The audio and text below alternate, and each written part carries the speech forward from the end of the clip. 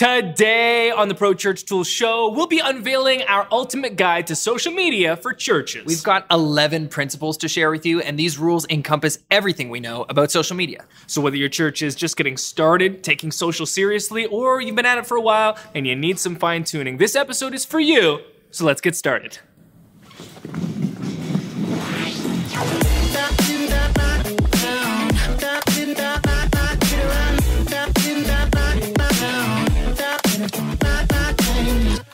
Well, hey there, and welcome to the Pro Church Tools Show. I'm Brady Shearer, joined as always to my right, your left, it's Alex Mills. Buongiorno. You can subscribe to this show in your podcast app of choice. Just search for Pro Church Tools. Spotify is a great one. Yeah. Apple Podcasts, A fine one. the one that I use. Yeah, me too. You can also watch the video version on YouTube, youtube.com/Pro Church Tools. Subscribe to the channel so you never miss another video. You can't miss it. Like this button to signal to the algorithm more people should see this video. Yeah, you got to hit it hard too. We've talked about this before. You can't be ginger with it. You got to smash it. Absolutely. Smash it. Today, we are doing our ultimate guide on social media for churches.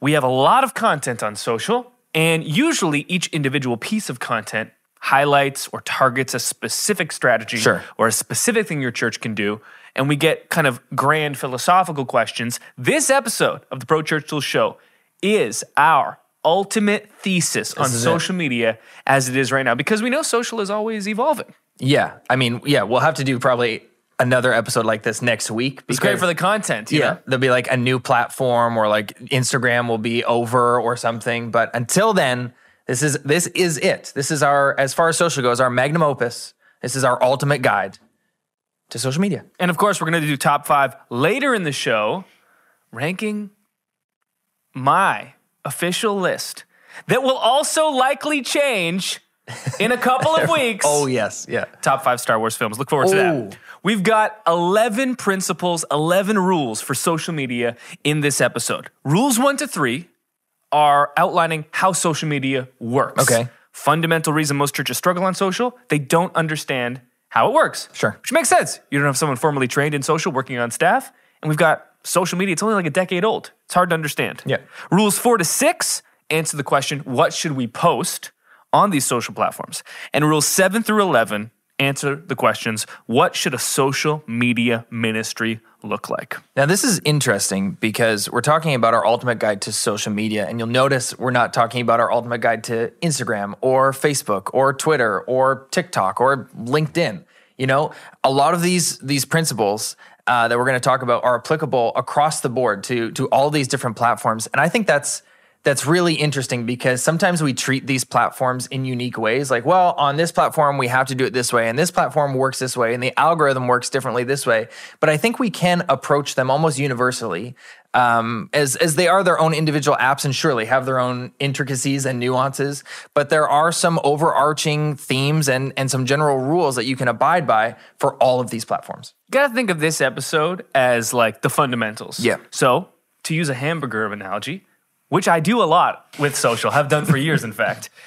If you have a hamburger with a great patty and a nice brioche bun and the quality fundamental ingredients, you're in a great place. Yeah. And then you might put on some different sauces. Maybe you're going to go with a little Dijon, that whole grain mustard. Maybe you like that classic ketchup and mayo. What about that burger we had last week after the show with caramelized onions? Absolutely. Yeah. And those are examples of the individual episodes that we do that highlight a specific technique or strategy. Right. But none of those things are actually going to help you if you don't have a quality burger foundation. Right. If you're, that was going to be insensitive. I was going to say, I'm going to say it anyways. Wow. If you're putting if you are putting your burger on a lettuce wrap and not a good brioche bun, you're going to be lost. But I realize that's insensitive because some folks, like my wife, in fact, have food insensitivities and need to eat their burgers on lettuce. So, or they're living that keto life. Yes. Hashtag no carbs. Right. Rule number 1, attention is the most valuable commodity on social media. This is the first and most important rule to understanding how does social work. Why do we care so much about social media, Alex? Why do we think churches should be there? Because social, in this time right now, has massive attention worldwide, culture-wide. You've got older folks generally skewing on Facebook. You've got millennials on Instagram. You've got Gen Z on Snapchat and TikTok. And most of us are on multiple platforms. Then you have YouTube, which is kind of its own category. The amount of attention being paid to these platforms is why social media matters for your church. So if you have senior leadership asking you the question, why do we care so much about social? Well, because we care about attention. Why? Well, because attention is the prerequisite to taking our amazing message and sharing it with people. And one of the fundamental rules of attention is that it's very difficult to get.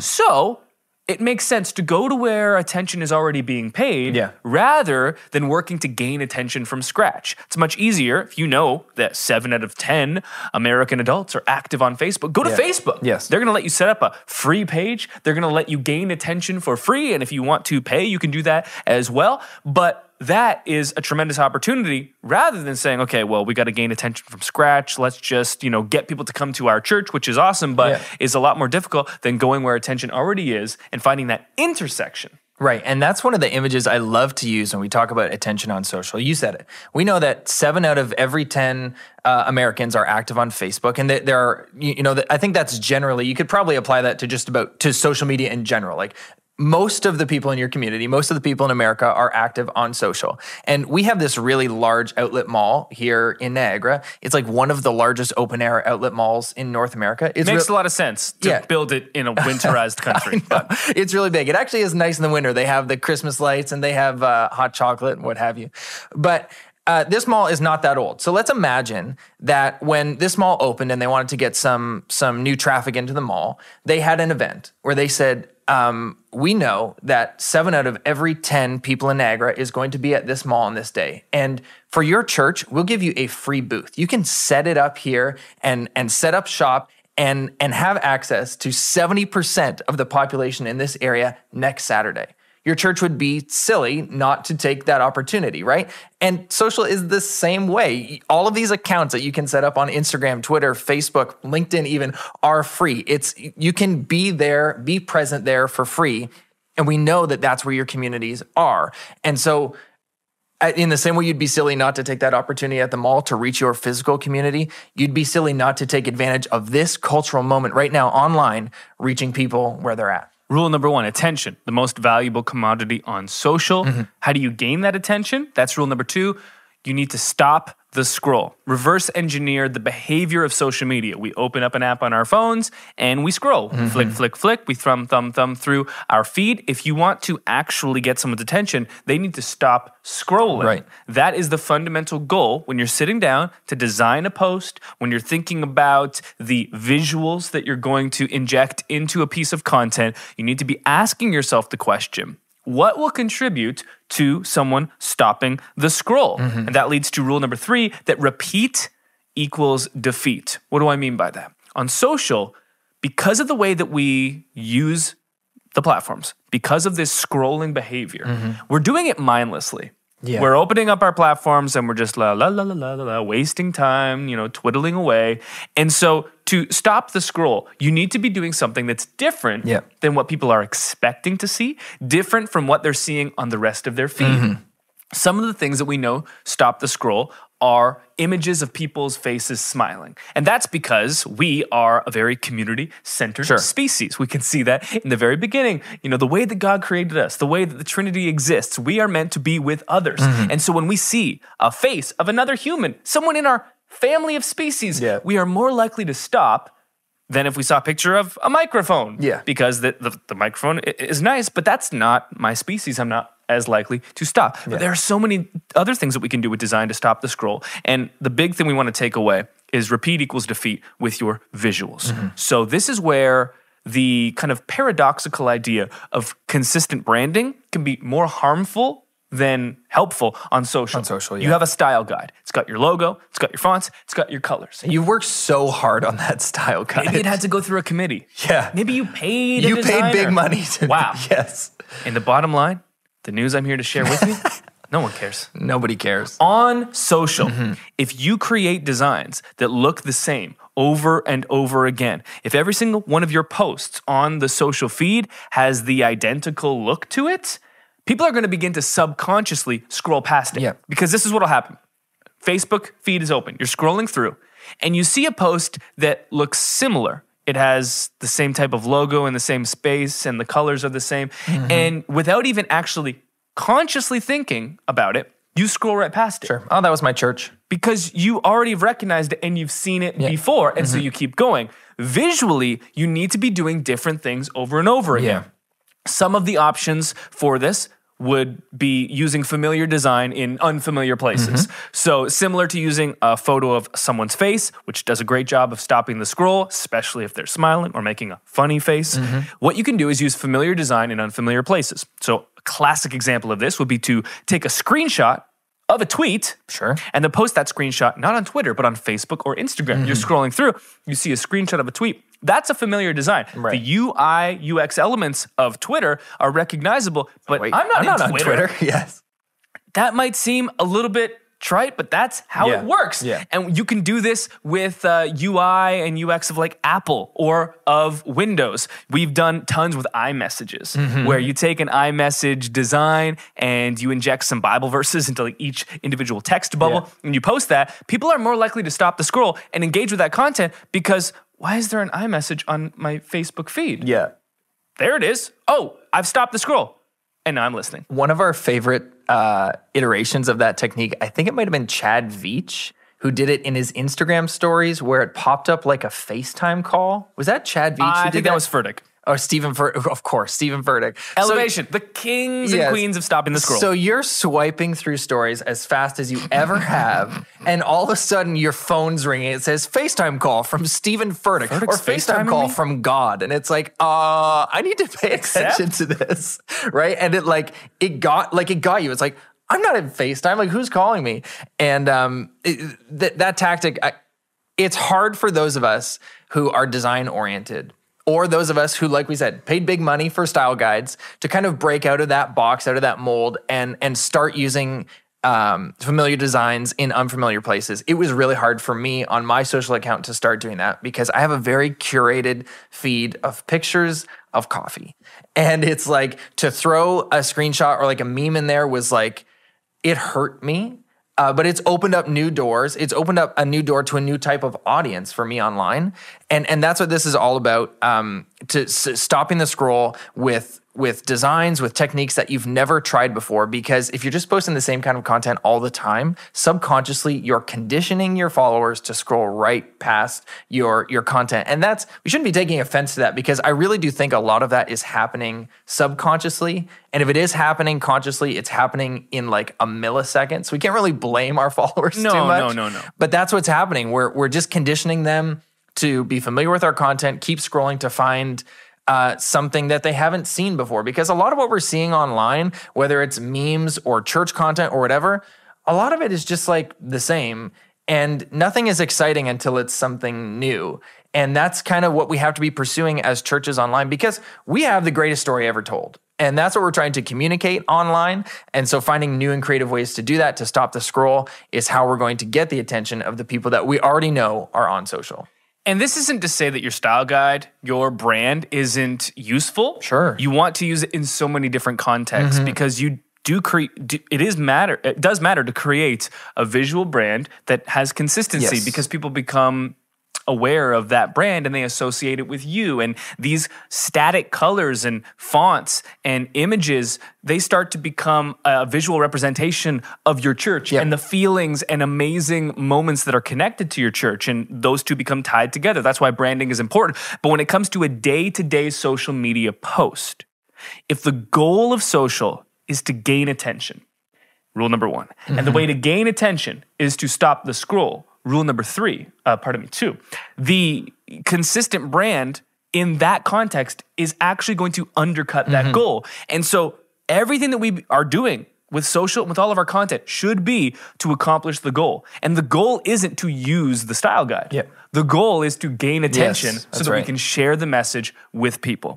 So those are rules number 1 to 3 that cover how does social work. You understand repeat equals defeat, stop the scroll, attention is the most valuable commodity. From there, we can start to answer the questions. What do we post? What do we post? That leads us to rule number 4, the 1 in 5 rule. We looked at some of the churches and ministries that, in our opinion, are doing social in the absolute best ways that you can. Yeah. And we took inventory of everything that they posted over a period of several weeks. And we found that none of these ministries, none of these churches, none of these pastors posted promotional content, meaning content that was promoting an in-person event or service, more than 20% of the time. The vast majority of their content, 4 out of 5 posts or more, was content made specifically for social media. Yep. And we'll get into those specific goals in subsequent rules.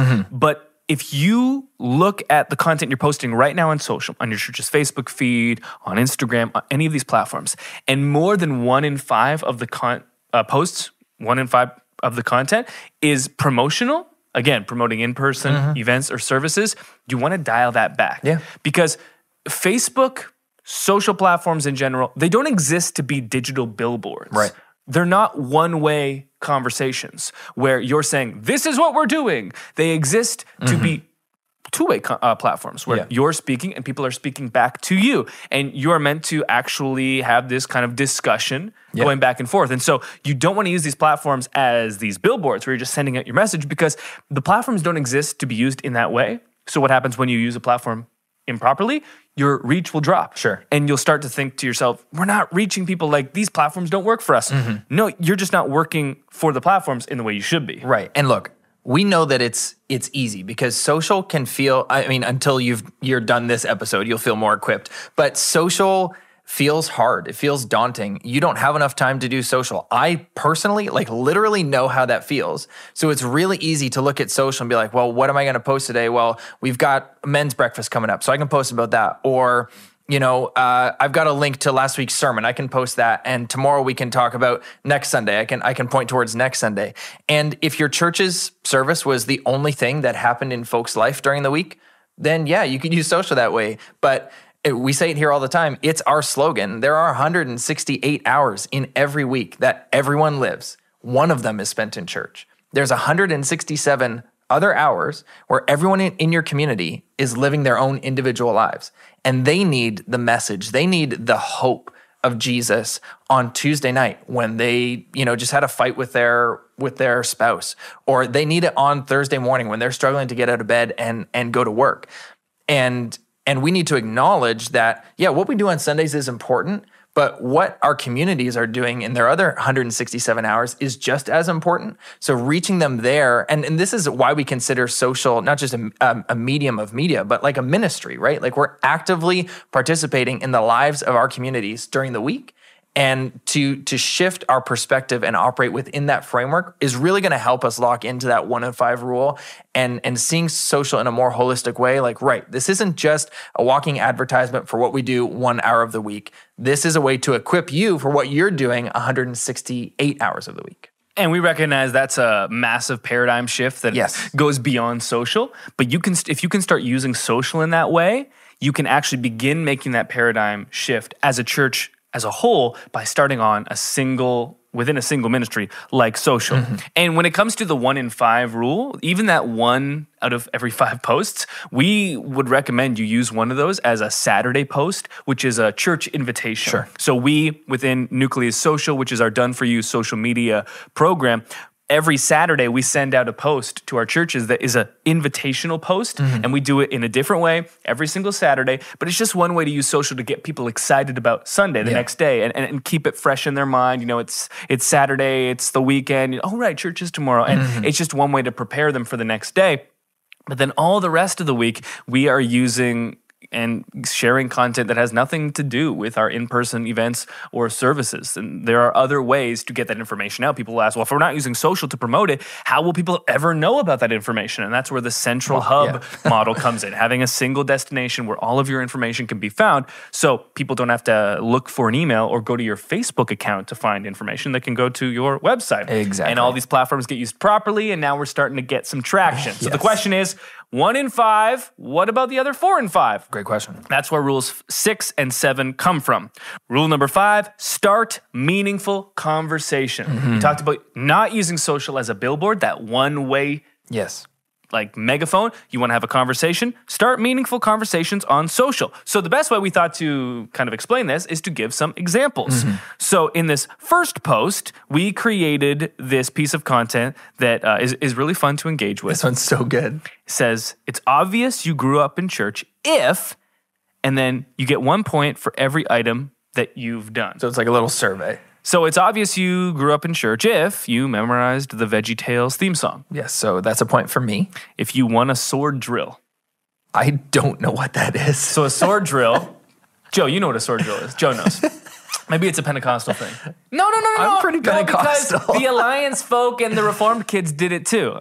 You know what? You're living in an isolated world, my friend. Not anymore, because you're going to tell me what a sword drill is. So a sword drill is when you have people competing with their Bibles to find a verse the fastest, led by the pastor. The pastor's like, Mark 7:12. And you're like, opening your Bible, like, who can get there fastest? And then you're like, oh, I got there fastest. You win the sword drill. I did the opposite of that this past Sunday when I was teaching. Our source text was from Haggai.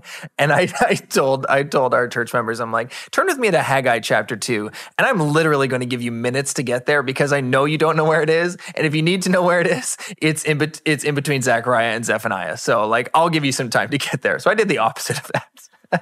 The sword drill would be another point. Have you ever triumphed in a needlessly aggressive youth group challenge? I have. In our youth group, we had sock wars. Sock wars, which eventually, I don't like the sound of this already. Eventually were banned because I broke a kid's face. Right, like it sounds violent. Yeah, so essentially, Jonas is just shaking his head behind the camera. No, right? Jonas is cowering because he was the one that you injured. Well, luckily, Joe's a few years older than me. Right. So in our adolescence, he was, he could still take me. Right. Whereas the kids I hurt were a little younger, perhaps. So the game is very simple. It almost always happened at a retreat. Okay, so it's Saturday night. Yeah. You've been up for 18 hours already. You've had that soaking Saturday night service where everyone's like, "Oh my gosh, yeah, I'm gonna come to the Lord. Yeah, I need help." You brought your secret sins up to the cross. Yep, nailed them to the cross. Exactly. And then it's time for sock wars. So it's 11 p.m. They put on some Family Force 5, and the rules of engagement in the game are simple. You have 2 socks on. Or 1 sock, 2 socks. It's like flag football. You taking your sock, you're out. Or once both socks are taken, you're out. So it's like Mario Kart with the balloons. Like when you get your 3 balloons popped, it's over. Yeah. Unlike flag football, it is full contact. Yes, it's full contact. So I remember at one point, I had this kid in a vice grip, and what you would do is you would hold on to your sock. Sure. With both hands. Right. So it wouldn't be so much you're grabbing someone's sock as you're tearing it in half. Yeah. So they're grabbing onto it, but you already tore it in half. So and it's you come home to your mom and she's like, I was doing your laundry and I just didn't happen to see any socks. Be like, sorry, Mom, I can't tell you. I don't know. My mom did the laundry. There was 25 socks. Victory. You brought home everybody else's socks. I'm hanging them up. Yes. Okay, let me tell you. Okay, this is a little off track, but someone out there, if you've ever played Sock Wars or something similar. So I had this kid in this vice grip, and he's holding on to his sock, and I'm holding on to the end of the sock, trying to pull it off. And the sock is so strong at this point where he is being lifted off the ground by me and him, so it's like in this gymnastics, yoga pose where we're both holding each other up until the sock can no longer withstand the force. Snaps, he lands on his head. Sock Wars in Brady's youth group are over. That was not the last time we played Sock Wars, but it was the kind of opening until maybe this isn't safe anymore. And you would be you're a 16-year-old boy in youth group, you need to conquer this physical challenge to prove to all of the ladies that you are the boy that needs to be married. And I did. My wife runs our youth group, and I feel like now that I'm hearing about these types of activities, I feel like she's being a little too soft on these kids and I'm saying. Needs to either be aware of some of these games or be encouraged that they should be participating in these games. So I appreciate this. Thank you. My wife also in the youth group was killer at Sock Wars as well. Well, match made in heaven. Well, that's how you figured out, is this person a suitable partner in ministry and life?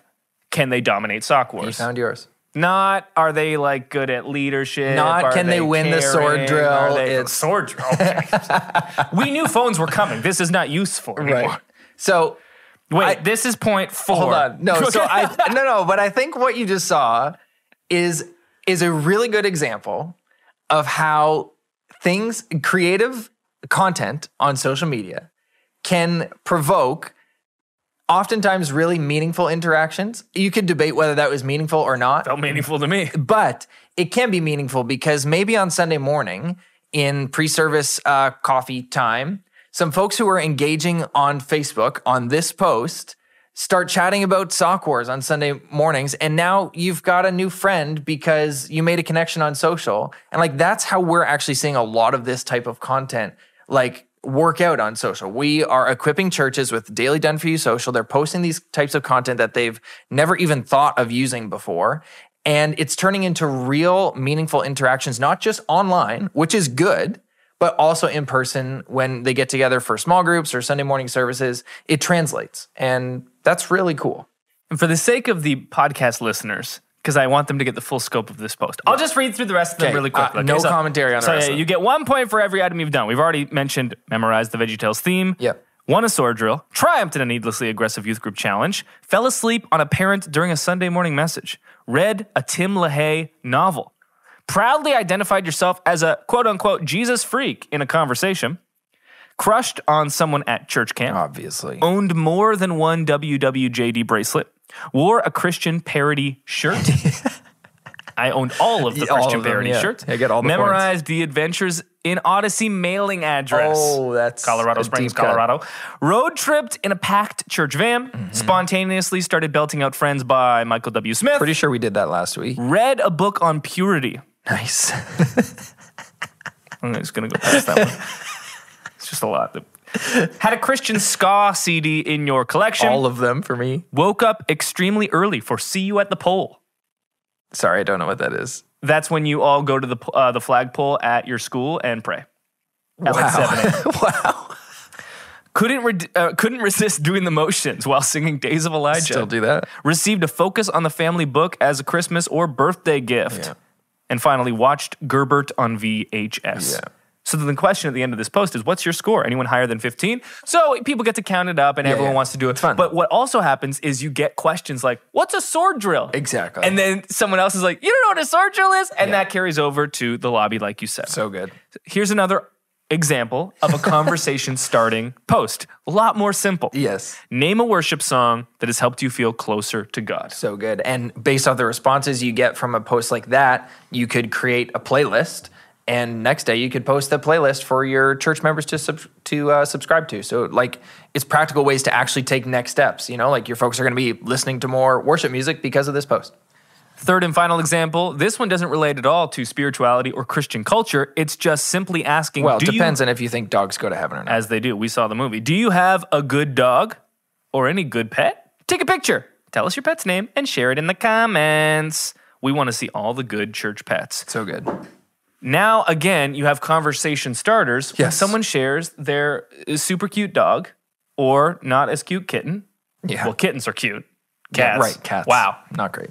I have 2 of them. Wow. Yeah, so you get feedback to know who to excommunicate from your church and who to keep around. So what makes a post like any of these 3 meaningful? Well, the fact is, when you create conversation on social, a number of things happen. One, you get dialogue and discussion happening with people that would maybe not ever enter into conversation or dialogue in person. Absolutely. That gives the opportunity for that online conversation to carry over into Sunday in the lobby, exiting church. We've seen it happen countless times with churches that are using this content. And then number 3, it signals to the algorithm, wow, when this church publishes on social, a lot of people engage. Yeah.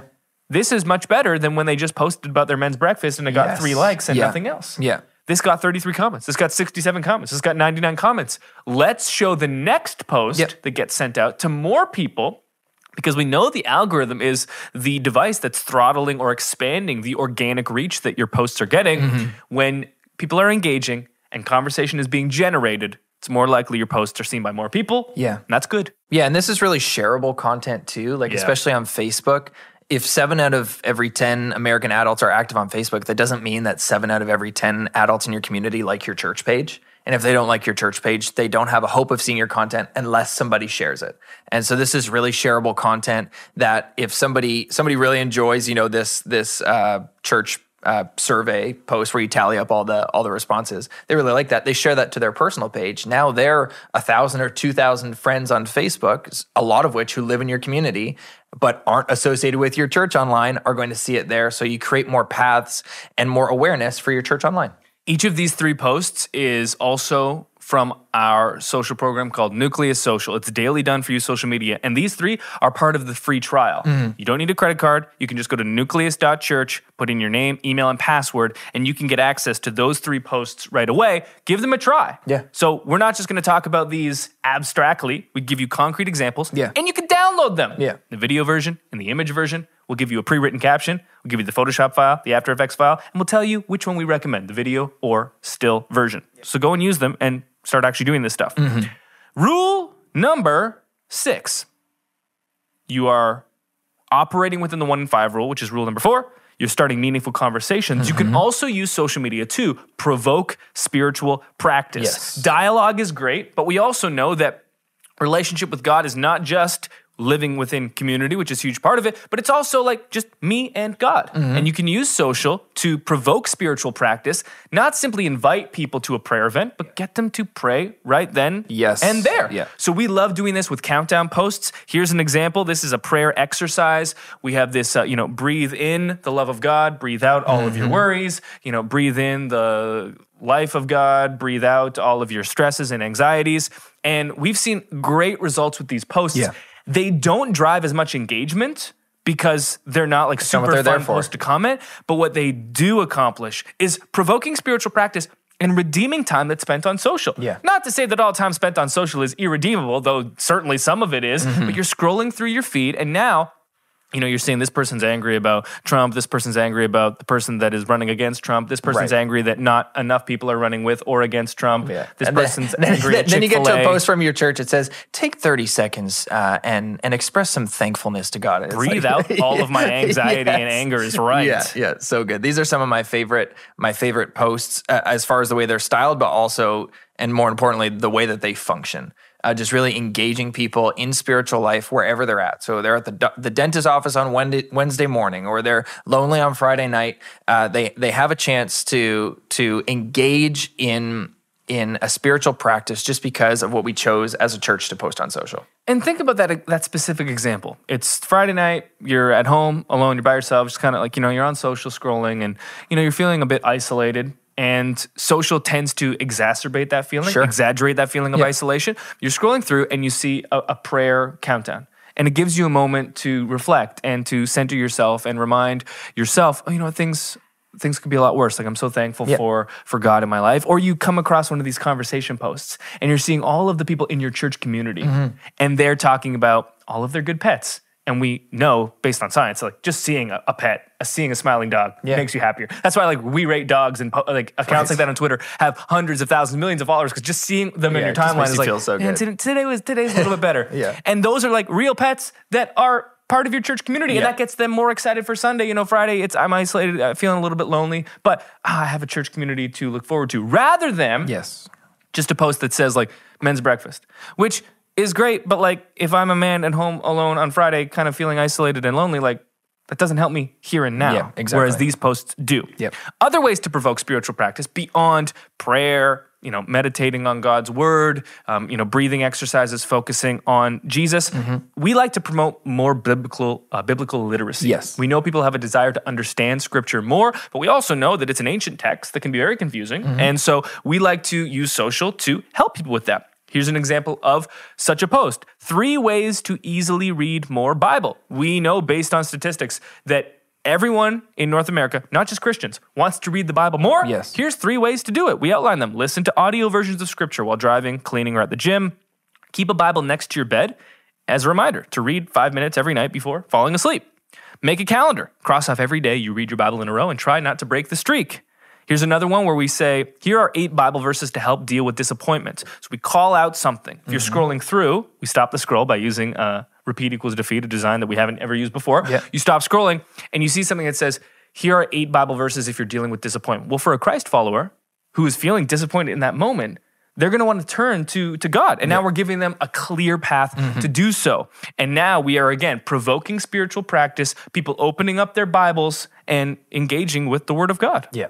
And this stuff is really working. We're getting tons of response from our churches who are subscribed to our Nucleus social platform who post this content, and they're just blown away, not only by the engagement that they see on posts that are designed to, generate conversation, but also like a lot of these private conversations, these DMs that churches are getting that from folks who are saying like, hey, that post came at the perfect time for me.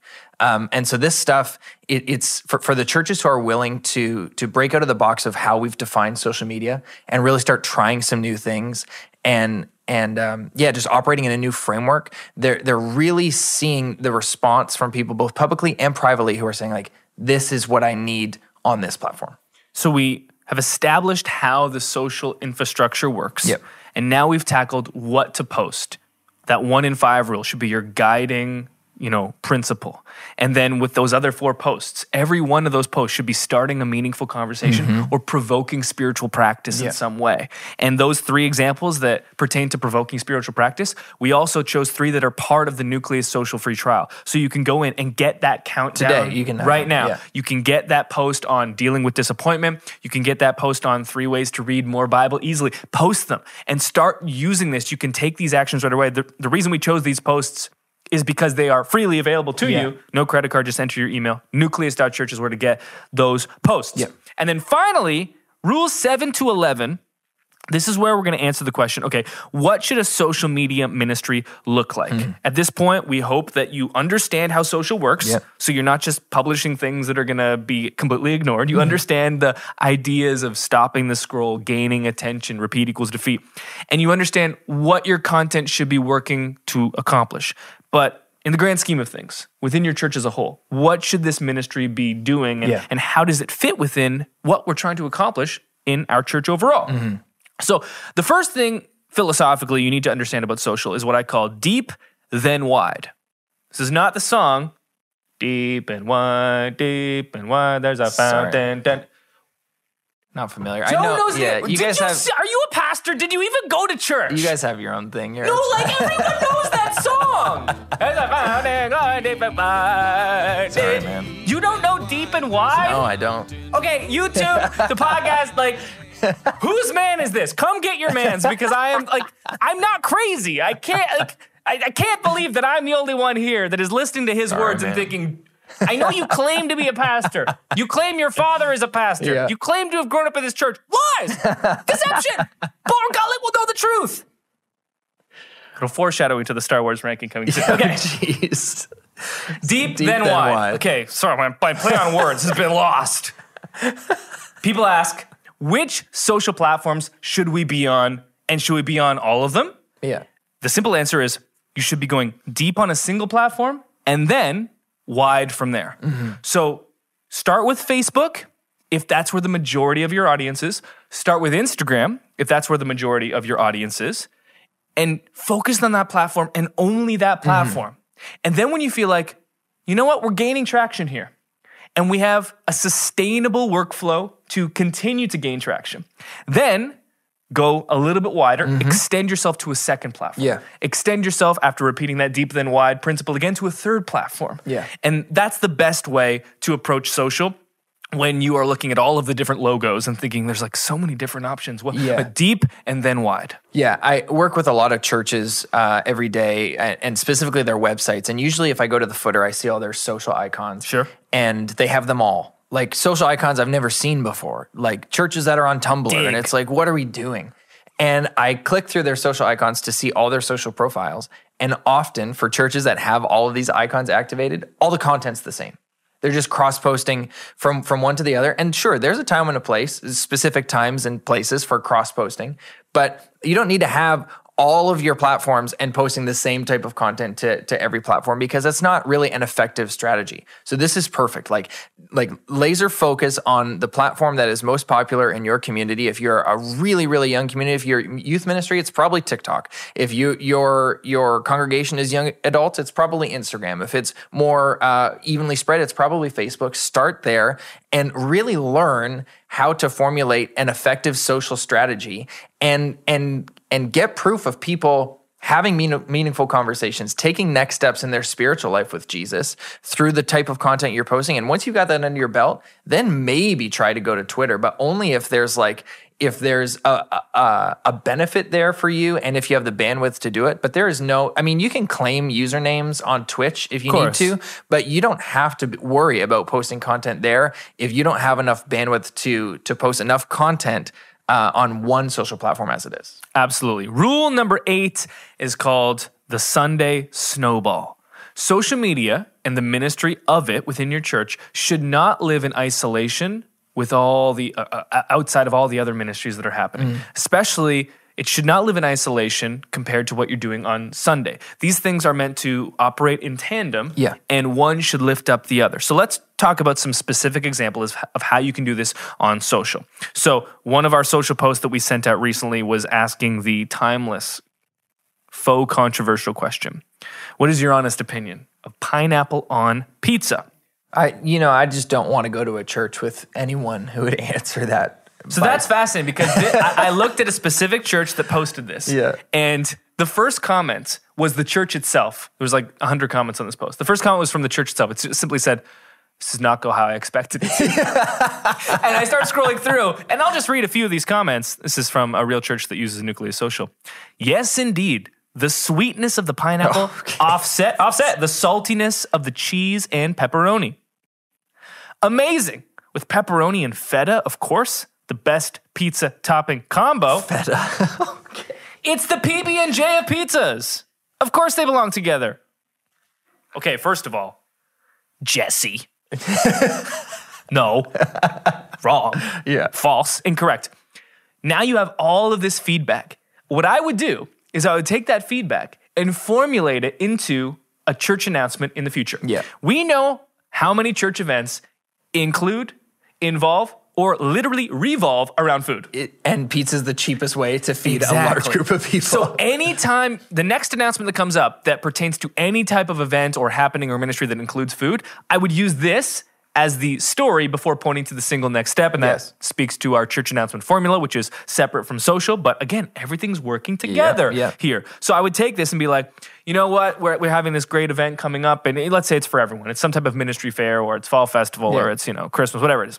And we're going to bring in pizza. And, we as the staff, we're convinced that we knew which pizza to get. And traditionally, we're going to get a pepperoni in Brooklyn style, supersized pepperoni, barbecue chicken, one that people don't think of. And then when we get it, everybody eats it.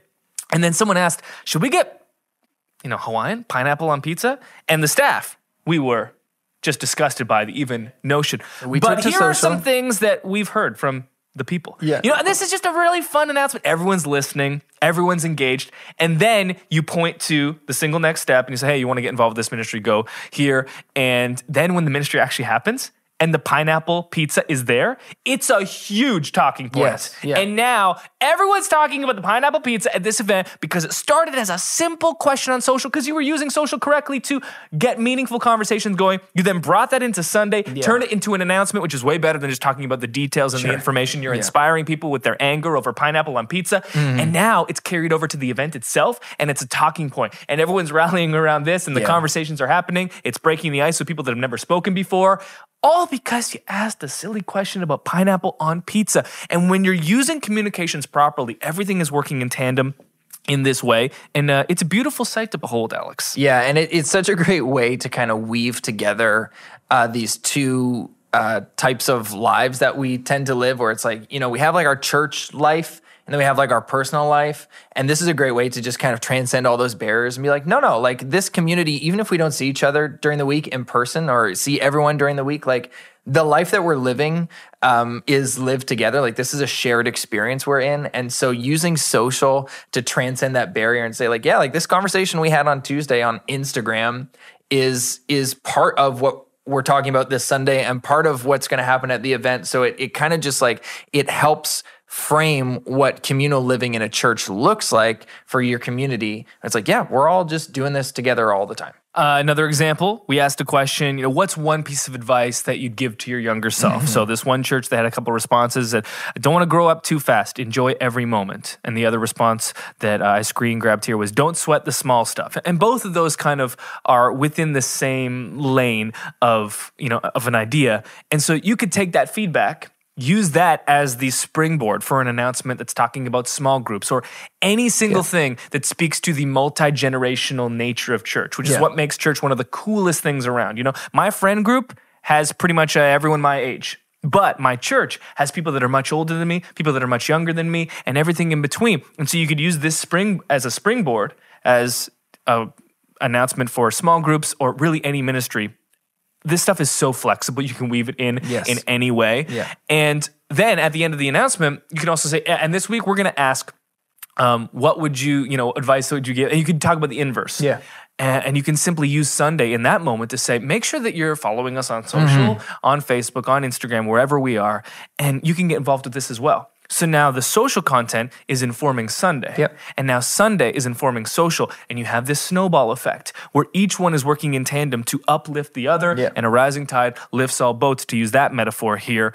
And again, a beautiful sight to behold. Yeah, and you'll see engagement increase in both facets, right? So you'll see engagement increase on social, because when people hear you talking about the outrage that was happening about pineapple pizza and they weren't involved, they want to be involved in that. They want their voice to be heard. Little FOMO. Yeah, so they're going to be more engaged on social.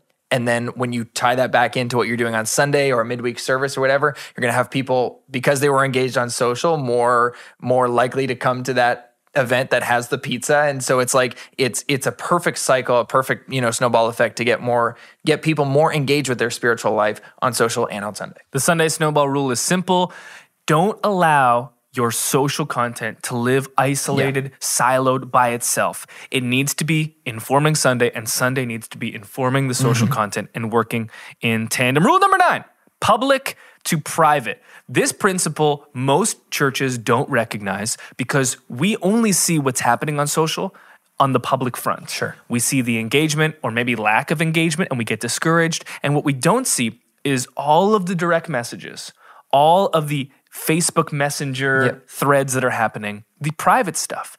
And so, if you're following me at Brady Shearer on Instagram or at Twitter, maybe you see all of the public-facing content and you don't realize that the vast majority of the work that I do on social is private. It's behind the scenes, one-to-one conversations. It's like that iceberg analogy where you only see the tip of the iceberg and then underneath the water is like the whole iceberg.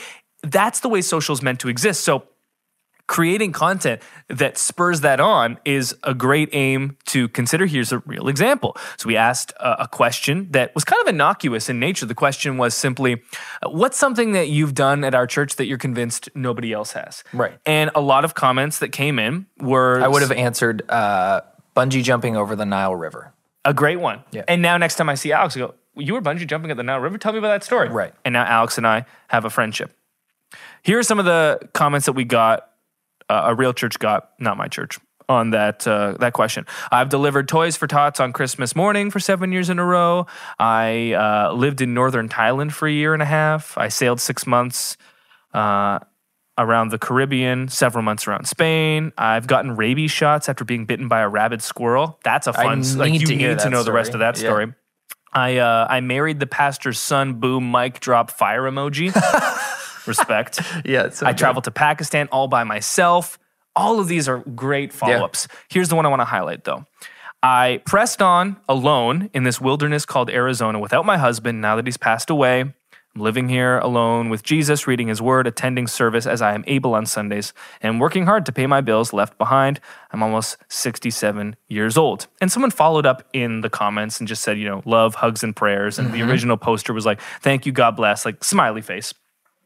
But what this opportunity presents, if I'm this church, is I would direct message this individual and say, hey, is there anything that we can do? Because someone has publicly made a comment that is talking about, a tough time they're going through and some obvious needs that need to be met. You can reach out privately and start engaging with that individual. And maybe they fall through the cracks if you don't have a post like this? Yeah. And this was an innocuous post that most people answered in like, a fun, like, like we weren't looking for like Right. deep responses here. But this is what happens when you're using social to provoke spiritual practice, to start meaningful conversations. You get content like this and you get the opportunity to take something from the public front on Facebook to the private arena. And that's where so much of the real ministry can actually take place. That wouldn't be able to happen on a Sunday morning maybe, but in those 167 hours beyond Sunday, when you're using social properly, you get that chance. Well, how often does that happen in real relationships, right? Where it's like, well, I wouldn't have known that unless you asked, or I wouldn't have told you unless you asked. And so that's what we saw happen here. And in my church, when we were talking about this, I was thinking about my church, like, whoa, if somebody would have responded that way, I could have DM'd them. And we have a benevolence fund that our church, it kind of just sits there until we perceive a need. And like, we don't go looking for needs, like that sits there until a need arises. So in this situation, I could have DM'd them and said, hey, like, we have money set aside literally for this. Like, we would love to pick up your phone bills for the next 3 months or something, right? And that's just something that money would have just sat there.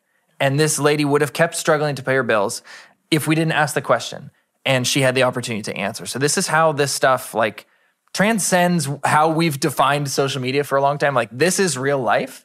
And this is how we're convinced we should be using social media as churches. Rule number 10, document every win.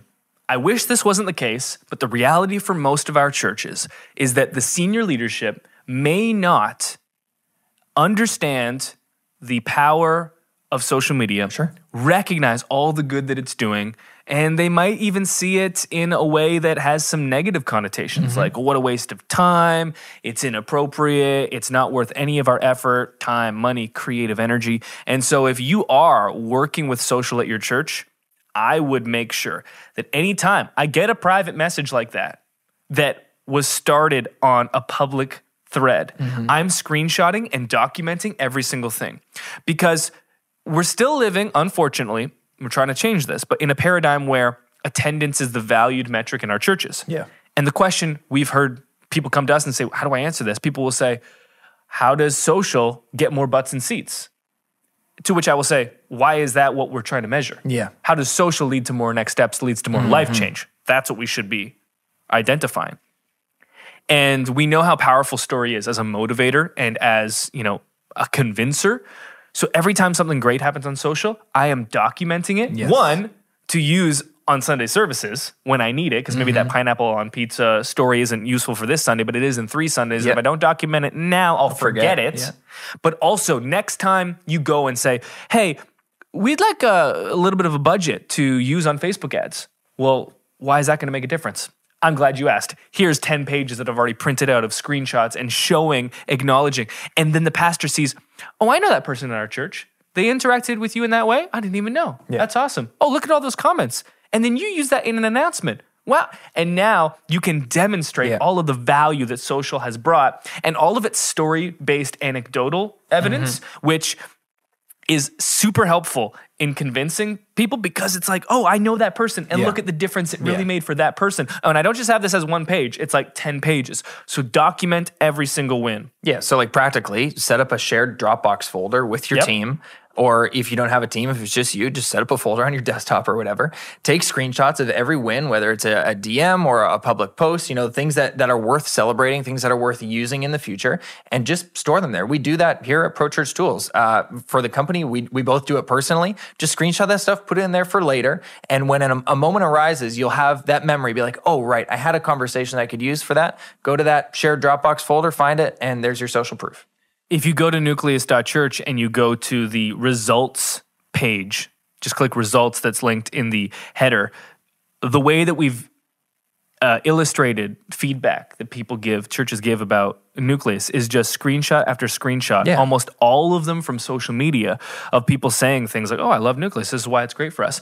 And those screenshots didn't come all in one day. It happened over the course of months and months, but every time I see one, I screenshot it, I put it in that Dropbox folder. And so then when our design team came to us and said, I think that the best way to illustrate how much of a difference Nucleus is making in churches is not to create nicely designed testimonials, but just to take these screenshots that have such raw authenticity to them and just post them on the site. We're like, well, here's a gold mine. We had them already. Yeah.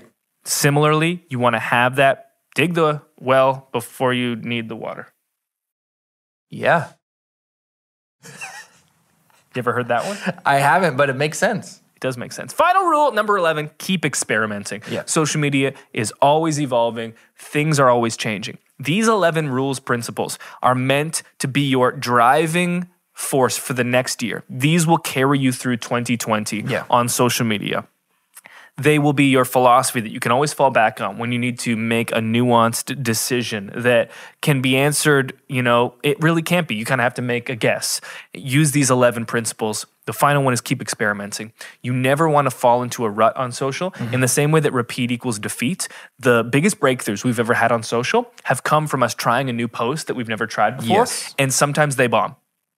Sometimes we recognize this post did amazingly well, and we had never thought a post like this could do that. And we now have discovered, unmined, a completely new post archetype that we can use in the future. No one was doing countdown posts until we were like, let's just try it. Oh, wow, they're working amazingly well. No one was asking questions about pineapple on pizza. That's not spiritual enough. Oh, well, we asked it. It gave us 100 comments, which led to this announcement, which led to this ministry, which led to these relationships being formed and people talking and they never talked before. Is that a value? What's not spiritual about that? Exactly. I heard Gary Vee say the same thing this week. He said, you think you know what your followers like, and they think that they know what they like too, but you need to keep trying things and not care when new things don't perform well, because you're going to keep trying and you're going to find something that goes off, and that's going to be the next new thing. And the only way you could have found that was because you experimented. So you have to surrender the need to be affirmed by likes. And it's like, okay, well, if this one didn't work, so what? Because tomorrow is going to be the one that works, and tomorrow is going to be the one that works. So yeah, keep experimenting. We're doing it here, both at Nucleus Social on our personal accounts. We would encourage you to do the same thing and experiment with us on Nucleus Social. 11 rules to quickly recap. Carry you through the next year on social. Number 1, attention, the most valuable commodity. Number 2, stop the scroll. Number 3, repeat equals defeat. Number 4, the 1 in 5 rule. Number 5, start meaningful conversations. Number 6, provoke spiritual practice. Number 7, deep, then wide. Number 8, the Sunday snowball. Number 9, public to private. Number 10, document every win. And number 11, keep experimenting. And we're here to help you along with the journey. Alex just mentioned it. If you go to nucleus.church, you can get a free trial of Nucleus Social, which is our daily done-for-you social media program. The free trial includes 30 posts ready to download. Not previews, like posts. You can have them. Post them. Take the After Effects files and the Photoshop files and a pre-written caption. There's video versions, there's image versions. 6 of the posts we highlighted in this episode are included there, so you can use those first because you already know how to use them and why they're meant to work. And then if you want to keep going with the program, it can supplement what you're already doing on social. If you have nothing right now, it can be that starting point that you can grow with from there.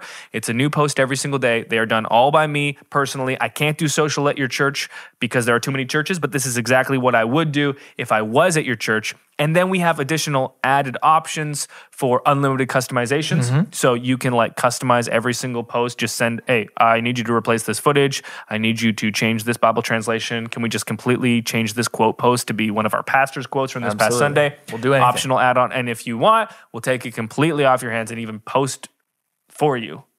On these social platforms. Those are optional add-ons that you don't need, but a lot of churches choose them because it just makes things that much easier. Nucleus.church is where to get your free trial. No credit card required. Name, email, password. Amazing. We'll be back in just a moment with our top 5.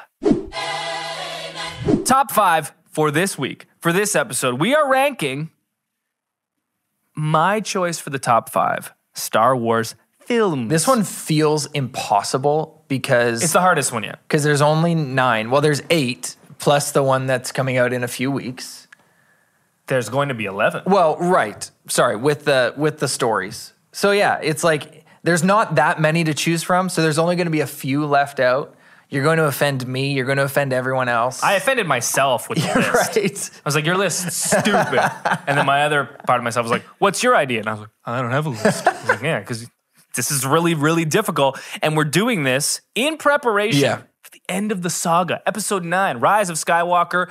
So we kind of I hold the right, I reserve it. It's been reserved to change my rankings upon that episode coming out. Oh, yeah. So this is in preparation prior to episode 9. If you're watching this after Rise of Skywalker is out, this was done beforehand. And let me just say, I've got high hopes for this film. I have really enjoyed this sequel trilogy. As have I. And I've got high hopes for this film. I would not be shocked if it makes it into your top 5 and my top 5. Neither of us are really like Star Wars purists in the way that like we keep up with the comics or the miniseries or like what's canon, what's not. We work with some of those people. You and I aren't really purists. We just love Star Wars. What was your first exposure to Star Wars? Do you remember? Yes. So Star Wars was my childhood. Okay. In every way. It was basketball and Star Wars. Okay. My mom was the biggest Star Wars fan I've ever known. When A New Hope came out in, 78 or whatever it was, she saw it, I think she said 12 times. Because it was revolutionary. Unlike anything she'd ever seen. So I got introduced to Star Wars at a very young age. There are photos of me dressed up as Boba Fett as a 5-year-old, just like I have a backpack and I made my own Mandalorian armor out of cardboard and Mom and I painted it. Amazing. The best photo of me, and it's amazing that I'm saying this on a public forum because as a kid, it was the most embarrassing thing and I worried that people would find it. Really? It's so embarrassing. Can we post that right here, I hope we right can now? find the photo. If it's in there, we found it. If not, use your imagination and then repent. So, I loved the scene of Jabba's palace. Okay. And Jabba has this dancer girl named Ula. Yeah. So where is this going? Of course you love that scene. Not a human character, but a human-esque. Yeah. This giant head of two tubes, tentacles coming out of her head. Yeah. So she's wearing a bikini. Yeah. So I was in my tidy whitey undies, nothing else. Okay. I was in a white undershirt, I believe. Okay. And the coup de grace was I stole/found a pair of my sister's green tights, put them on my head, danced around like Ula. That's so good. So good. My first exposure was grade 4. Okay. My parents were not into Star Wars. My dad, both my parents probably saw the original films because, like you said, nothing had ever been done like that before. So everyone saw it back then. My parents weren't super into it, so my grade 4 teacher had an X-Wing that he made out of Lego in his classroom, and it was huge. And I thought it was the coolest thing ever. And he was a Star Wars junkie. So me and this other guy named Joey, we were like his little Padawans. Like he kind of trained us in the ways. Me and Joey got obsessed with Star Wars, and then I got obsessed with action figures. Yeah. Now, so this is early 2000s. The internet is kind of still newish, or like the capabilities of the internet at home at least are unfamiliar, and eBay is like, what's eBay? So I knew what eBay was because I was a savvy a grade 4 kid. My parents are just like, I don't know what that is. So somehow, to this day, I don't know how or why they let me do this, but I convinced my parents that I could bid on action figures on eBay for, probably cheaper than what you could get them at Toys R Us for or whatever. So one of my parents, in their naivete, gave me their credit card information. I set up an eBay account, ebay.com, not .ca, and that's helpful information because Canadian currency was less valuable than the American currency. So .com, and I am permitted to bid on some action figures. So I place a bid and I win. My parents now will tell you that they didn't understand the scope of the platform that I could continue to do this. Now, I'm in grade 4. How old are you in grade 4? Like 10 or something? I've just been given the biggest dopamine rush I've ever been given because I gambled. I bid other real people to win Star Wars action figures. It didn't cost me a cent. So I continued to do this a lot. And because it was on a credit card, my parents didn't really know until it was like a month until we get the paper the end of the statement. Month. And I have amassed hundreds of Star Wars action figures and incurred hundreds of American... Is it not thousands? I don't have thousands of action figures. I have hundreds of action figures. Wouldn't that be thousands of dollars? I don't know how much it was. I just know it was a lot, and it was a shock. My dad was like, Kathy, how'd you let this happen? She's They have to pay for that. Yes, so Yeah, they had like, to pay for them. You can't return an action figure on eBay. My eBay access got throttled. Oh, interesting. Throttled. Not even removed, just throttled. And I still have all those action figures to this day. All of my bedding was Star Wars. All of my backpacks, I had all the action figures. My favorite films of all time are Star Wars films. Like the first website I ever made, Mom and I made together. HTML. What? It was a Star Wars website. Black background, 90s, like it had like a star background. Yes. That like you know, twinkled. Flickered, yeah. And it was just all like pictures of Jabba the Hutt and the Pit of Carcoon. And it was the coolest thing. It had like the ticker at the bottom that said how many people had visited your website. 4 people have visited this website. As if we could not make any more disclaimers. No prequels will make this list. Duh. The Rise of Skywalker won't make this list. And The Empire Strikes Back is not number 1. Okay, let's get into it in reverse order. Disclaimer! I grew up on Star Wars, like I said. So while I'm ranking these as an adult, I can't separate the fact that I fell in love with them as a kid. Right. So that's important to know. When I see a movie now, I think of it as like a videographer, and I think of it as someone who loves film. Right, because if you go back and watch A New Hope, like, it sucks. Like, the visual effects suck. Like, they don't stand up. Yeah. But the nostalgia element is real. Sure. And the story is valid, and the film is great. I went as Darth Maul for Halloween for 11 years. All right. Okay, here we go. Number 5! In reverse order. The Force Awakens. I rewatched it last week to confirm its ranking. Yeah. I think it is an excellent reintroduction to Star Wars to a new generation. Yeah. I have seen my young daughter watch it and within 1 second fall in love with BB-8. And we have bought her a Rey action figure, her very first Star Wars action figure for Christmas. She loves Rey already. Yeah. She has like no introduction to Star Wars until this. I rewatched it. It's such a fun watch. The thing that the prequels sucked with, one of the 8 million things that the prequels struggle with is that the characters, you don't like them. And there's no chemistry between them. Right. Like Star Wars was amazing because of the groundbreaking visual effects. Sure. It was groundbreaking because of the great story, but what made it so amazing was the chemistry between Leia, Luke, and Han, and those actors that made it so likable and so fun. It wasn't just this amazing sci-fi experience, but the characters themselves had this amazing chemistry, and you could tell like they were loving every second of their job. It comes through the screen. And you could see that with Force Awakens and these new characters with Poe and Finn and Rey and Kylo, and it brought back that human element that was lacking from the prequels. Yeah, I've got no qualms with this. The Force Awakens would be in... I don't, honestly, until we get to number 1, I don't care which films, what order they're in here. Like, as long... Like, this film would be in my top 5. I don't know where, but I love this film so much. And that, you're so right. That's one of the...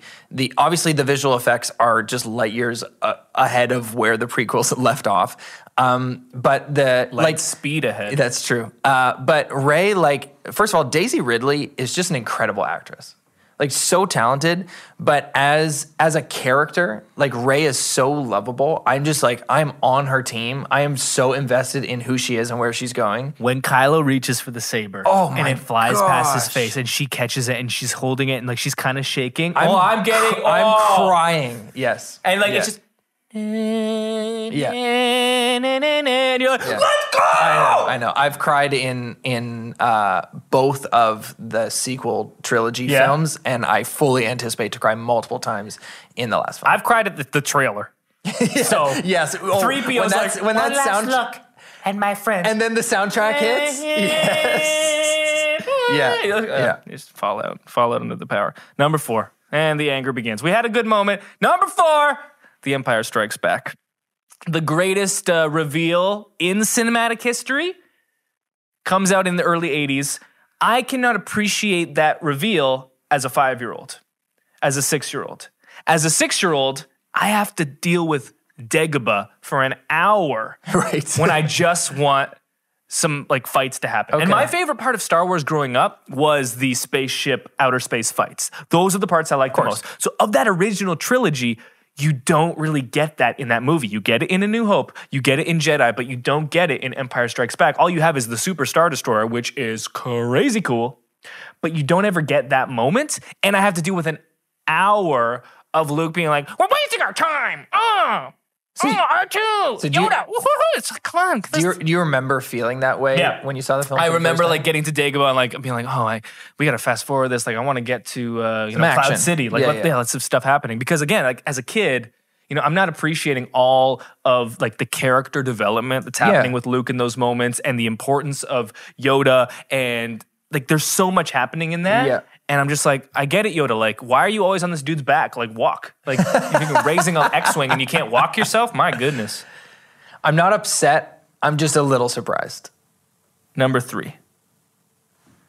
Narrowly edging out, and I flipped them back and forth, A New Hope.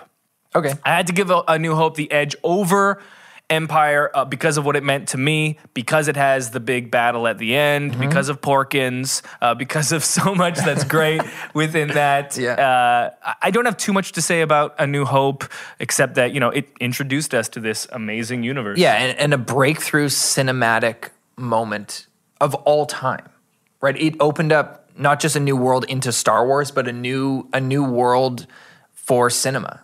Like things were not possible. Like things that we did in A New Hope were not possible before. And I think kind of set a trajectory for maybe like the sci-fi genre itself. Of course. So yeah, I mean, culturally, is it, like where does it rank in the most impactful films of all time? Well, you think about like Lucas has this script and he has like this, rough cut, and he takes it to film executives and to some of his closest friends. And they're all like, this is trash, George. Like, you won't be able to pull this off. This story is Star like ridiculous. Wars? It makes no sense. And he had the, just steadfast belief that this needs to be made and it's going to make a difference. And it finally does. And I think that's what probably troubled him in the prequels. It's like anytime a billionaire buys a basketball team and they're running the team in a terrible way, and you're like, just let the basketball people do their job. But to become a billionaire, to become that successful where you could buy a team, you have had to bet on yourself in stupid ways enough times where you are delusional. Like even me running Nucleus, we talked about this, and running Pro Churchill's, we talked about this week. Like, you just gotta have a little bit of delusion to think you can like pull these crazy things off, and that delusion is what allows you the confidence to do it. But it can also lead to the prequels. Yeah. You hate to see it. You literally hate to see them. Yes. Number 2. Anakin's such a bad actor. It is amazing how bad Hayden Christensen is. Like, the poor guy. But that script, like, the script is also, okay, just stand in this giant, like, blue screen of a room and, like, pretend to roll down this hill in love and then just talk about sand. It's like, I mean, Natalie Portman is a great actress. Yes. A great actor. And, like, it's a tough watch. Tough for my guy, Hayden Christensen. Number 2. Rogue One. Number 2 on the list, Rogue One, A Star Wars Story. An absolutely beautiful film to look at. Rewatched it last week to, again, confirm this ranking. Just stunning. The second you land on Edu, which is Iceland, we have been in that field in person. Like the second you get there, you are transported. Scarif, the only island that ever is like Caribbean in Star Wars, and it's like the vault for the like Empire. Wow, what a twist, what a turn. You get to see like Yavin 4, the rebellion at its earliest, Mon Mothma and the Mon Calamaris like fighting amongst themselves, trying to figure like, should we like invest in this? And then you get to see one of the biggest plot holes in the original trilogy solved, finding out that, Jin's dad is the one that put this insane vulnerability into the Death Star. Here's what I love about it mostly, though. Star Wars thematically has a number of themes, but one of the greatest, if not the peak theme, is hope. And the fact that if you want to do something amazing, it's often going to come in the face of unrelenting odds against you. Yes. And Rogue One, you're introduced to, 6, 7, 8 characters in that film. And you immediately recognizing where this film is in the timeline of Star Wars, have to start reconciling on your head, like, I don't know any of these characters. Yeah, it's a lot. And it's just foreshadowing. This is not going to end well because I would know about these characters if it ended well. Yeah, it's not ending well for them. And you have this motley crew, none of which are Jedi. You know, you've got one that's a little Force sensitive. Yeah. And Force adjacent. yeah, like they shouldn't fit together. And what you get that you don't get in a lot of other Star Wars films is you get to like see the story of what it was like for people that were involved in this literally galaxy-wide struggle that weren't like Jedi or weren't Darth. Sure. You get to see Jyn and what the Empire did to her family and how it affected her worldview. You get Cassian, who was thrust into the rebellion as a young boy and has lost everything and is fighting his whole life. Why? Because like it's the right thing to do.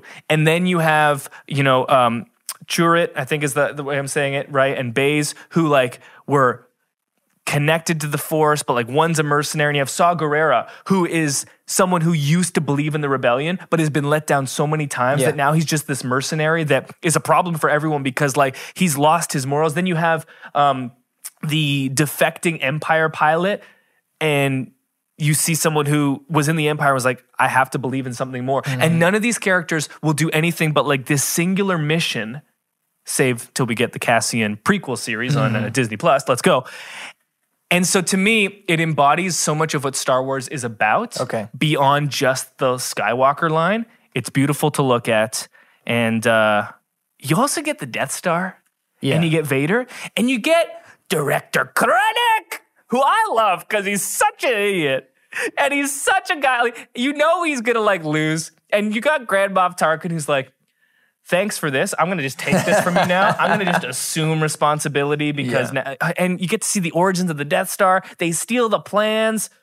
Oh, so rewatchable. My initial shock wasn't quite outrage, but shock comes from what I thought was my purity that I checked at the door. I came in here and claimed that I was not a Star Wars purist, but my shock came from that little remnant. But you're right. Like, Rogue One is a beautiful film. It's a great story. It is super rewatchable. And it's not bad. It's actually really good. It's so good. And I got no problems with it being in the top 5.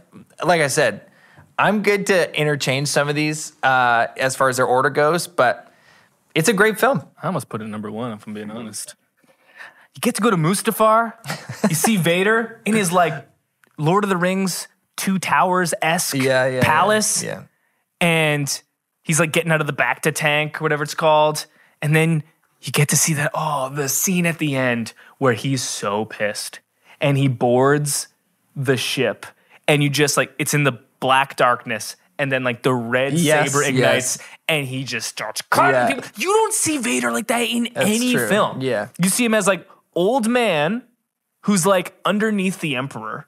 And then you see him as whiny boy who's crushing on someone who's way too old for him to be crushing on. Yeah. And this you see him like at his fiercest, at his most intense, just cutting people down. It doesn't matter how many there are. He's going to force choke you. He's going to like saber you. He's just going to look at you and you're just like, I'm just going to pretend to die because I don't want to deal with this. You know what this is like? It's like, so we have like the Gospels and like the story of Jesus as like the main story of Jesus.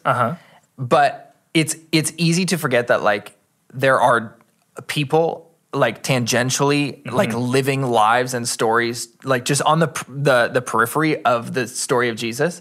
There's somebody in our church right now who's writing a story if Judas had a son. It's like that is a valuable story. Like, it's totally valid. Like no, but that's true. Like, and that's even a thing. Like in history, like we have like Josephus, right? Who's like a great historian, tells great stories. It's like that's not in the Bible. Same thing here. It's like these stories are very likely to have happened and are important and actually do a good job of informing the main storyline. Yeah, totally worth watching. Rogue One, number 2.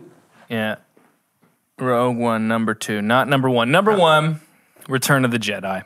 My favorite film as a kid. I've watched it 200 times. I won't spend too much time here. This is the perfect example of 90s theology paired with Star Wars. I just compared my theology to Rogue One, so. So, did you ever do this? You didn't, because you didn't do anything we did theologically or church-wise. You're going to bed, and you're like, imagining what's going to be like in heaven. Okay. And like, you're building your mansion in heaven in your mind's eye. So, I would go to bed, and mom would be like, one day you're going to get a mansion in heaven, and like, you can start building it now. Amazing. So I would go to bed, and I'd be like, all right, there's going to be a Taco Bell here, and this giant food court, and this place will just sell cotton candy, but it's free. Right. It's amazing. The entrance to my house was the Sarlacc pit of Carcoon. Okay. As a kid, the way you entered the house was like falling off of one of those ships, like entryway into the house. That doesn't seem like a gentle way or like a pleasant way. It's heaven, so it's kind of like, it's a lion on earth, but in heaven. So like the pit of Carcoon has been redeemed. It's here. the Lion of and Judah. And the Sarlacc, right. these tentacles, they're not grabbing you to kill you. They're kind of like, dabbing on people, like just dancing around. It's a loving embrace. Yeah. So that scene to me was like my entire childhood. I have reenacted it 100,000 times, usually as the bad guys winning. Read into that as you wish. Mm-hmm. So Return of the Jedi, for me, means everything in life. I didn't have a problem with Ewoks because I was a kid. And, the nice thing about Ewoks is, they play an integral role in that film. And when it matters, they actually help defeat the Empire. Versus a character like Jar Jar, which is, you're the only reason the Emperor literally took over because you did nothing good. Also, I'm Team Porg Nation. What if we took the 3 segments? So we had the prequels, the trilogy, and the sequel trilogy, and ranked them as segments. Because right now, even without seeing the 9th film, as far as how much I enjoyed and how much I was moved by the storylines, I'd be prepared to rank them prequels in 3rd, also known as last.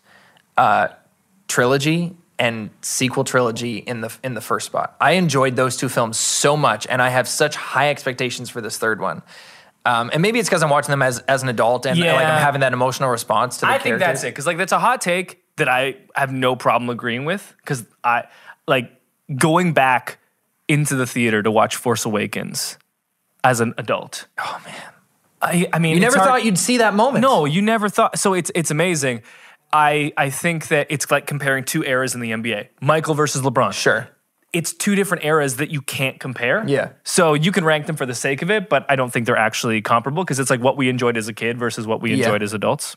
Let us know your top 5 ranking and unsubscribe as needed. We're going to do a Q&A real quick here. That has nothing to do with science fiction. Thanks for everything you're doing, Brady. Sending aloha from Oahu. Oh, nice. Absolutely going to use the new social tools pertaining to Nucleus Social. Had a question about your strategy for Facebook and Instagram. Is it essentially the same? Have you found one platform better for certain posts? Maybe you blogged or posted on this before. Would love any insights. And the reason I included this question for this episode is because with these 11 principles and rules, the reason we created them is to give you true north on your compass for social to help answer questions like this. Because social is so complex and so intricate, there are so many nuanced questions that are really difficult to answer. But when you take the question like this one and line it up next to these 11 principles, I think clarity is possible. Yeah. So how would I answer this question? Going back to rule number 1, attention is the most valuable commodity. So when it comes to choosing which platform to use or which one to invest in first, you'd use that attention metric as your determining factor. So if you, as a church, have more people using Facebook, start there. Inversely, more people using Instagram, start there. And then when it comes to the deep then wide principle, that's how I would answer, when do we start using both and how do we start using both differently? Because it's easy to post the identical thing on every single platform, but at the end of the day, that's not going to help long term. So focus on one first. Yeah. choose the one based on attention, and then you go with the deep and then wide principle from there. Yeah, and I think your strategy is also going to differ just based off like what kind of content you're posting. Because for me, my Facebook strategy as a coffee blogger is so much different than my Facebook strategy as a church. And I've learned that by following these rules, but also by reading my audience. Like seeing what kind of content they interact with on Facebook and what kind of content they want on Facebook. And that gets to the keep experimenting principle, the last one. Like you have to be doing this to get the information you need to do this. Yeah. That's the paradox. Yeah, so like these 11 rules or steps are a strategy in and of themselves to find your social strategy, right? Like follow these steps, obey these rules, and you'll hit your stride, your unique stride as you serve a unique community, because your church is serving a unique community in the same way that the church, across the country is serving their community in a different way from the way we at Pro Church Tools are serving our community. And yeah, so you're going to find your way by following these tools in this episode. So hopefully the guy who asked this question listened to this whole episode and just fast forward to the end to see if we answered his question. Because then it'll be in big If trouble. you want to put yourself in an opportunity to do that in the future, send an email to us, hello@prochurchtools.com. We always answer a question at the end of each episode of the Pro Church Tools show. So if you want your question answered, send it hello@prochurchtools.com. Start your free trial for Nucleus, nucleus.church. Start posting some of this content. And please do not slide into any DMs as it pertains to Star Wars film rankings. Because we've spoken. And our word is final. I have spoken. Until we speak again in a few weeks after the last film comes out. Talk soon.